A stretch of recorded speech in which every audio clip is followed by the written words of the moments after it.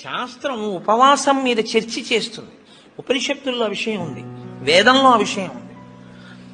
ఎప్పుడెప్పుడు ఉపవాసం ఎలా చెయ్యాలి అన్నది ఉంది. ఆదివారం నాడు కానీ, పౌర్ణమి నాడు కానీ, అమావాస్య నాడు కానీ రాత్రి ఉపవాసం మాత్రమే చెయ్యాలి. పగటిపూట ఉపవాసం చేయకూడదు. ఆదివారం నాడు రాత్రి ఏమీ తినకూడదు. పౌర్ణమి నాడు రాత్రి ఏమీ తినకూడదు. అమావాస్య నాడు రాత్రి ఏమీ తినకూడదు. ఆ ఉపవాస నియమం అక్కడ వరకే. పగటిపూట మీరు భోజనం చేసినా పలహారం చేసినా శాస్త్రం అడ్డురాలు.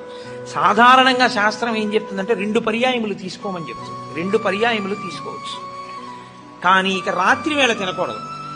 అష్టమి తిథి, చతుర్దశి తిథి, ఈ 2 తిథుల్లో పగటి వేళ తినకూడదు, రాత్రి వేళ తినాలి.